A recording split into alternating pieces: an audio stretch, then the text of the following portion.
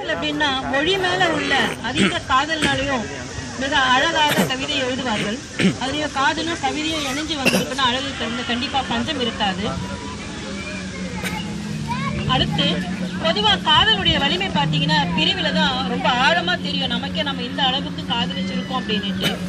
அந்த மாதிரிதான் சிலை போன்ற வாழ்க்கையில் நான் சிக்கியதால் நிறைமாத கர்ப்பிணியாய் உன்னை கண்டதில்லை அப்படின்னுட்டு காதலுடைய வலியை கவிதையா வடிச்சிருக்காரு இவரு வெற்றிவேல் செழியன்.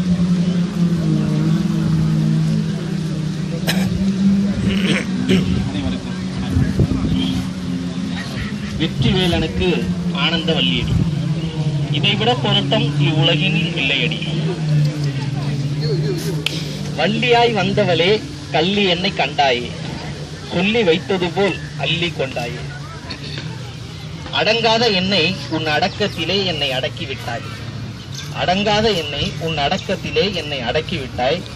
கடிந்து கொண்டாலும் பணிந்து செல்வாய், கடிந்து கொண்டாலும் பணிந்து செல்வாய்.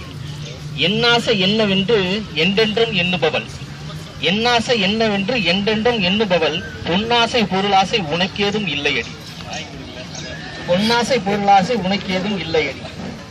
சிறை போன்ற வாழ்க்கையில் நான் சிக்கியதால், சிறை போன்ற வாழ்க்கையில் நான் சிக்கியதால் நிறைமாத கர்ப்பிணியாய் உன்னை கண்டதில்லை. அதனை நினைக்கும் போதே என் நெஞ்சம் துடிக்கிறது. சிக்கனமாய் வாழ்வதிலே சிறந்தவளே நீதானே, சிக்கனமாய் வாழ்வதிலே சிறந்தவளே நீதானே. எக்கணமும் உன்னை நினைத்தே வாழ்கின்றேன் இவ்விடமே.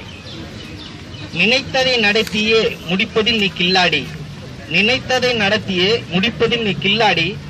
அனைத்தையும் சுமப்பதில் எனக்கு ஆனந்தம் பல கோடி, அனைத்தையும் சுமப்பதில் எனக்கு ஆனந்தம் பல கோடி. நன்றி.